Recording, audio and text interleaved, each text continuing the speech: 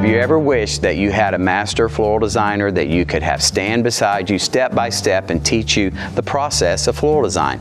My name is Kirby Holt. I'm a master floral designer with more than 25 years of experience in the business, and I want to show you step by step how to create beautiful floral designs with the kits from myfloraldesign.com. I hope you enjoy this video and this series.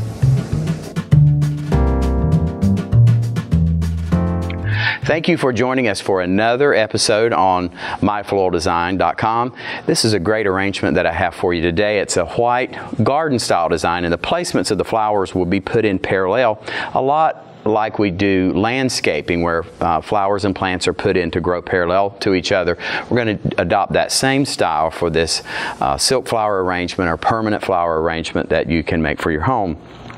And I'm going to start with this this planted agapanthus, and you have the blooms and the leaves. The leaves really favor kind of a grass, and we've already glued the styrofoam and have some moss in the container for you. And just over to about halfway from the center to the outside of the container, about halfway over, you're going to insert this right in the middle part. Push that all the way in, just push it in real firmly.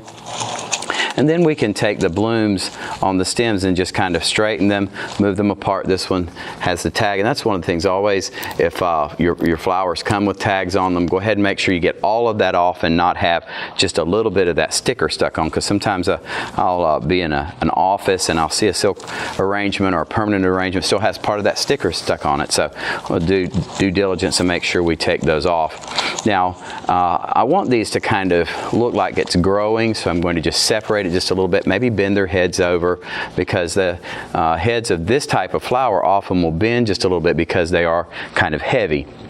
And then on the opposite side of that, I'm going to take this tall stem. It's really some kind of little berry or wild-looking wildflower type of berry arrangement, berry element, and I'm going to just cut maybe about 5 inches off of that stem. And this is going to be a fairly heavy-duty stem. The wire is pretty hard, so one of the things sometimes I'll do is just score it with my wire cutters and then bend it. And when you bend it, you can hear that wire break, because that wire, when it's real stiff like that, it breaks fairly easily. So I'm going to put this also just growing kind of parallel to this agapanthus plant. This is going to be the tallest element in the design. Now, right next to that, I'm going to put one of these branches. This is kind of like a birch branch or just a synthetic branch, but I love using branches in designs because they bring a naturalness that you can't get in the arrangement without them. You have two of those, so we're going to just do one on one side, one up with that berry stem, and the other one here with this agapanthus stem. And these, I'm going to bend those in where these are standing up fairly tall. I'm going to bend these in just a little bit more. Anytime you're doing a parallel arrangement, you should let one side kind of dominate. And this side has more volume, but this side has more height. So they kind of help to balance each other that way. Now, the next step we're going to do, and I'm going to push that to the side just a little bit so you can see what I'm doing. I'm going to take 4 of these white bells of Ireland and cut them off of the stem, the ones that go around the edges, and cut those off. But the last one we're going to leave on because I want to maintain that height, and if I cut this off of the stem, we're going to lose that 3 or 4 inches of height there. By leaving it on, putting into the inside of the arrangement, this will hide as we put more materials around it. So I'm going to put that right here. Just let this, and I love to give this a little bit of a bend. Now, in nature, nothing is perfectly straight, so I always try to give flowers just a little bit of a bend or a little bit of a twist, and that helps make them appear to be more natural. Taking another tag off here, and these bells of Ireland are kind of framing the rest of the arrangement, so I'm kind of letting those bend in, and you can see how they come out and kind of frame the rest of the arrangement. I'll come to the other side. Now, in order to get things in the box, sometimes we'll bend and twist to pack things. Just straighten those stems up. It's not too hard to do that with your fingers, and then press that right into the foam. Now, another thing that sometimes I will do is use hot glue and just put a dab of hot glue on the tip if you want everything to be glued together really, really firmly and permanently, you can put just a little bit of hot glue on those tips as you're making those insertions. But you can see I've used these bells of Ireland to kind of frame. Now this one I'm going to trim just about an inch off of it, and I'm going to come right in front of this first one in the berry stem so that we have it on a little bit lower level.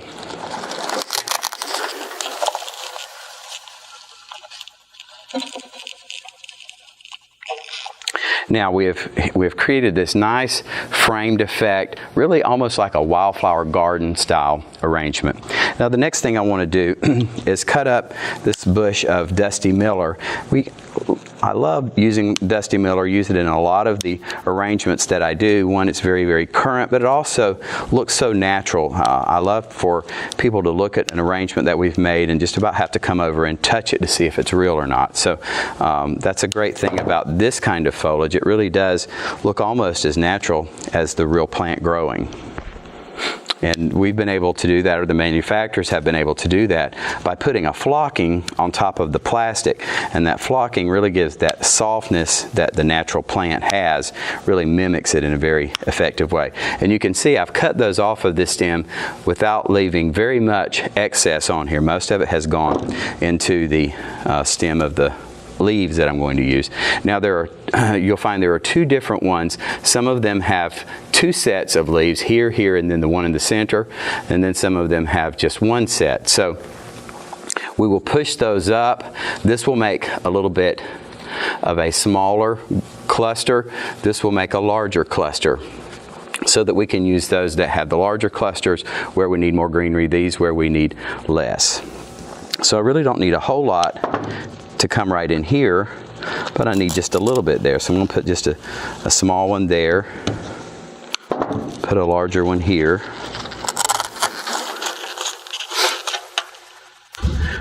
Okay, I want a small one. Here's a small one here. Because I've put the large one there, I'm just going to go in right beside it with the small one, and kind of creating almost a collar effect around that outside edge of that. Again, I'm using one of the small ones, but continuing to create just a little bit of a collar over here.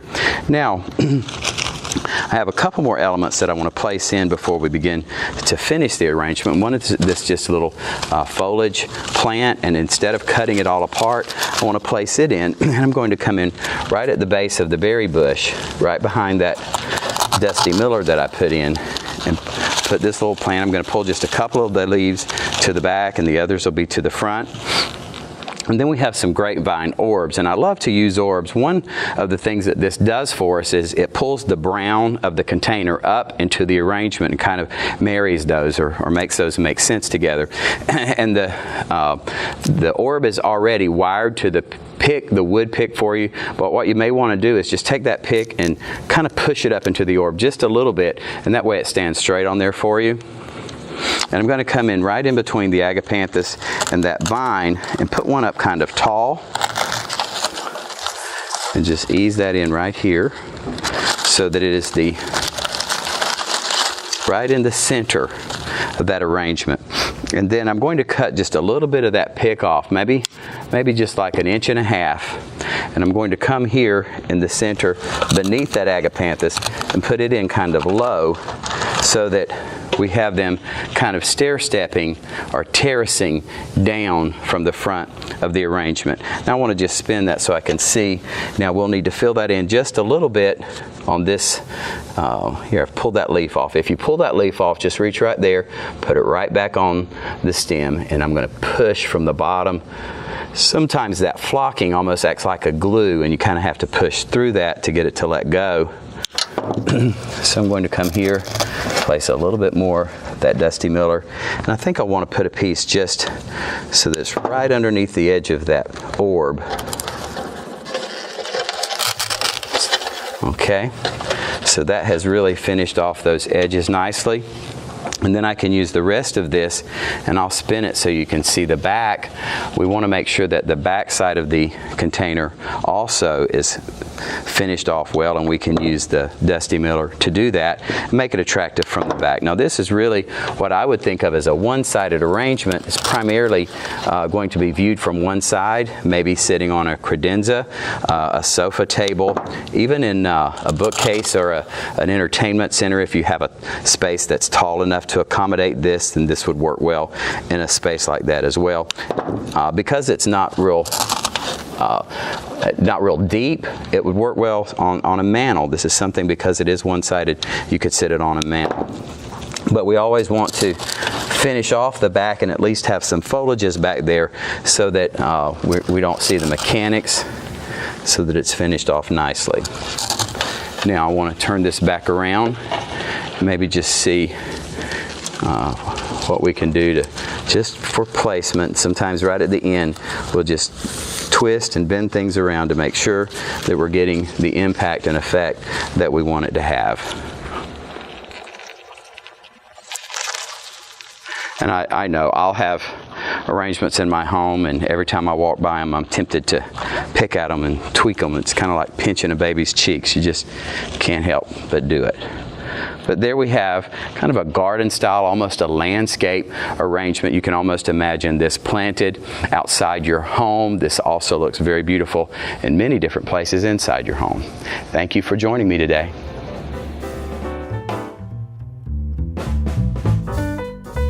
Thank you for joining us today. I hope you've enjoyed this presentation. I encourage you to browse the library of arrangements and videos on our website, myfloraldesign.com.